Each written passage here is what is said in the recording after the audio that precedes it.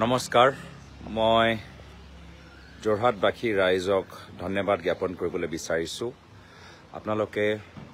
যোৱাকালি যি মৰম যি আশীৰ্বাদ আপোনালোকে প্ৰদান কৰিলে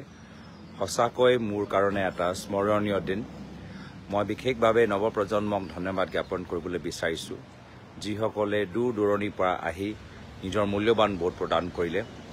মই জনামতে বহুত মানুহ অসমৰ বাহিৰৰ পৰা আহিলে ঘূৰি আহিলে বেংগলোৰৰ পৰা আহিলে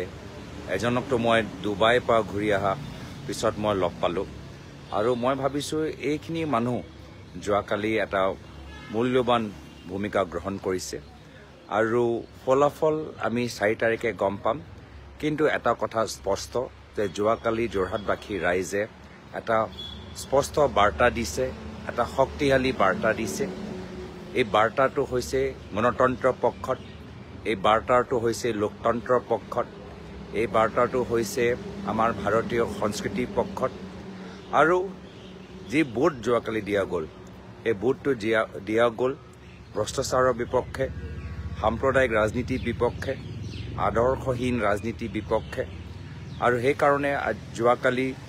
যিসকলে ওলাই আহি নিজৰ মূল্যৱান ভোট দিলে যোৰহাটৰ স্বাভিমান ৰাখিলে মই সবকে ধন্যবাদ জ্ঞাপন কৰিছোঁ সবকে কৃতজ্ঞতা জ্ঞাপন কৰিছোঁ মাজুলীবাসী ৰাইজক মই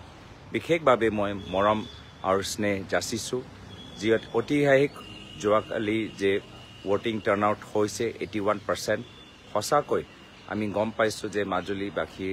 ৰাইজে এটা স্পষ্ট এটা বাৰ্তা যোৱাকালি দিছে সেইকাৰণে মাজুলীবাসী ৰাইজক বিশেষ ধন্যবাদ আৰু কৃতজ্ঞতা জ্ঞাপন কৰিছোঁ নৱপ্ৰজন্মক লগতে আমাৰ বিভিন্ন আমাৰ সমাজৰ প্ৰত্যেক বৰ্গ বাগানৰ ভিতৰতো আমাৰ যিসকল আমাৰ শ্ৰমিক বন্ধুসকল আছে আজি তেওঁলোকৰ নিজৰ ভৱিষ্যত সুৰক্ষা কৰাৰ ক্ষেত্ৰত যি গুৰুত্বপূৰ্ণ ভূমিকা গ্ৰহণ কৰিলে মই বাগানৰ শ্ৰমিকসকলকো মই ধন্যবাদ জ্ঞাপন কৰিছোঁ আৰু লগে লগে আমাৰ বিৰোধী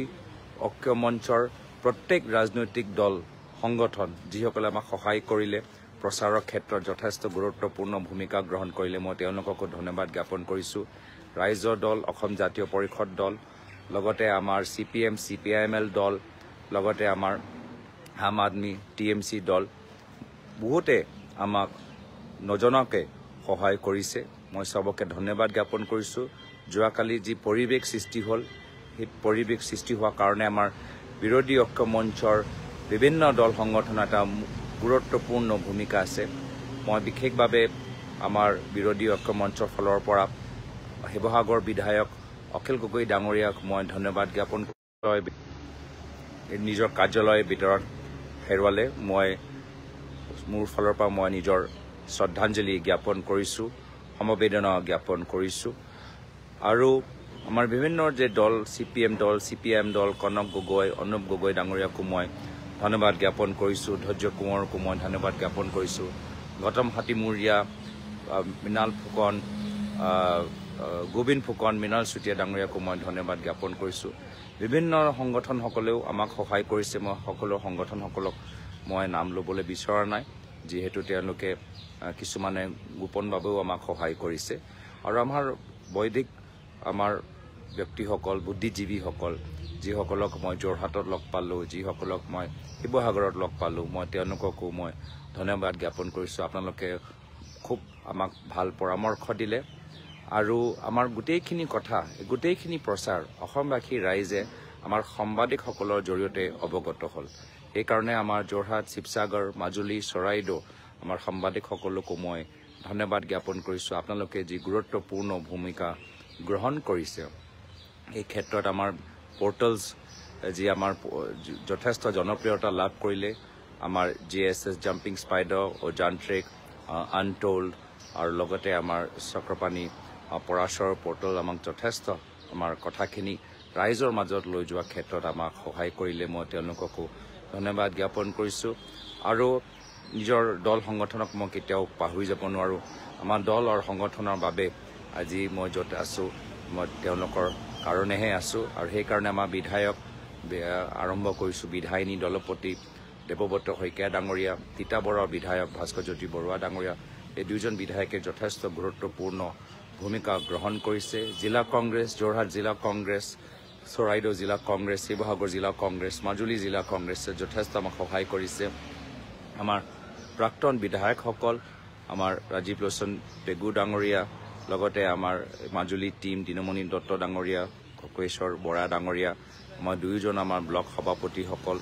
লগতে আমাৰ NSY যুৱক কংগ্ৰেছ, এই ভিতৰত আমাৰ টিয়কত পল্লৱী গগৈ ডাঙৰীয়ানী, থাওৰাত অজয় গগৈ ডাঙৰীয়া, মনোৰঞ্জন কোঁৱৰ ডাঙৰীয়া, শিৱসাগৰত মঞ্জিৰ গগৈ ডাঙৰীয়া, শুভমিত্ৰ গগৈ ডাঙৰীয়া, লগতে আমাৰ প্ৰদেশ কংগ্ৰেছৰ ফালৰ পৰা যি আমি সহায় পালোঁ, বিপুল গগৈ ডাঙৰীয়া, ঋতুপৰ্ণ কোঁৱৰ ডাঙৰীয়া, শান্তনু বৰা ডাঙৰীয়া, উদিত ভানু দাস ডাঙৰীয়া, আৰু ইয়াত আমাৰ চৰাইদেউ জিলাত মাহামাৰাত আমাৰ ব্লক কংগ্ৰেছ কেশৱ গগৈ আৰু চৰাইদেউ জিলা কংগ্ৰেছৰ নৱনিযুক্ত সভাপতি উৎপল গগৈ ডাঙৰীয়াকো মই ধন্যবাদ জ্ঞাপন কৰিছোঁ। ষ্টেট NSY সভাপতি কৃষ্ণনু বৰুৱা ডাঙৰীয়া, প্ৰাক্তন মন্ত্ৰী পৱন সিং হাটোৱা ডাঙৰীয়া, আমাৰ অসমৰ বিভিন্ন বিধায়কসকল আমাক যোৰহাটত আহি আমাক সহায় প্ৰদান কৰিলে। প্ৰদেশ কংগ্ৰেছ সভাপতি ভূপেন বৰা ডাঙৰীয়া আমাৰ মনোনয়ন পত্ৰ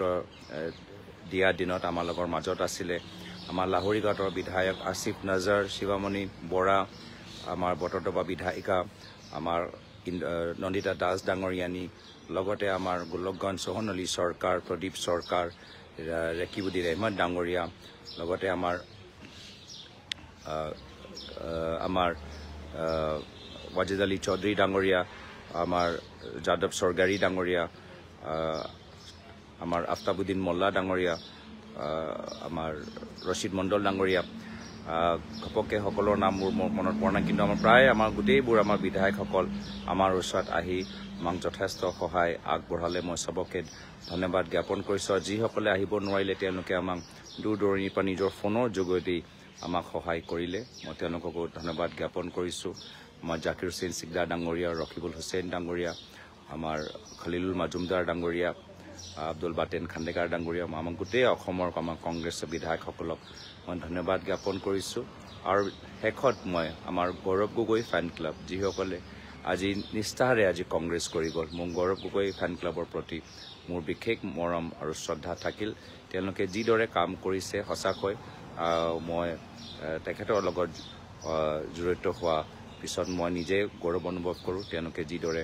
আগবাঢ়ি গ'ল, মই গোটেই আমাৰ গৌৰৱ গগৈ ফেন ক্লাবৰ ভিতৰত সকলোকে মই ধন্যবাদ জ্ঞাপন কৰিছোঁ। মেঘনাথ চেত্ৰী ডাঙৰীয়া, মৃণাল হাজৰিকা ডাঙৰীয়া,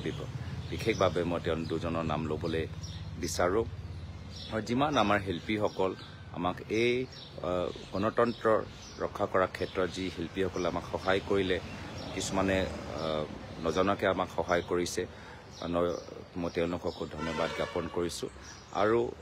এয়া এটা মাত্ৰ আৰম্ভণিহে। এই যে ঢৌ আজি সৃষ্টি হৈছে, এই ঢৌ মাত্ৰ যোৰহাটলৈকে সীমিত নহয়, এই ঢৌটো সমগ্ৰ অসমত আজি ইয়াৰ বাৰ্তাটো যাব। আৰু অনাগত দিনত আমি এনেদৰে আমি কাম কৰি গৈ যাবলৈ বিচাৰোঁ। আৰু এই ক্ষেত্ৰত পুনৰবাৰ সকলৰ আশীৰ্বাদ, মৰম আৰু স্নেহ বিচাৰিছোঁ। পুনৰবাৰ কৈছোঁ যে এইটো মাত্ৰ এটা আৰম্ভণি।